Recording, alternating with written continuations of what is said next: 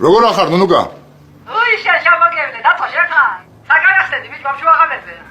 ხომშიდობა არის. მშვიდობაა და ბედნიერება. მერე? ბახარმა მოიყვანა ცოლი.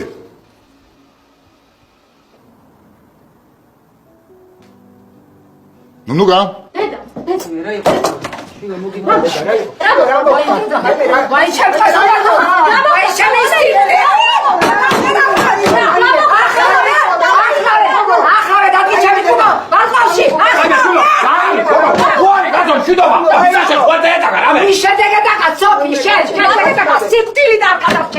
შემაშუნა მეიყვანა ცოლი. ცოლი მეიყვანა.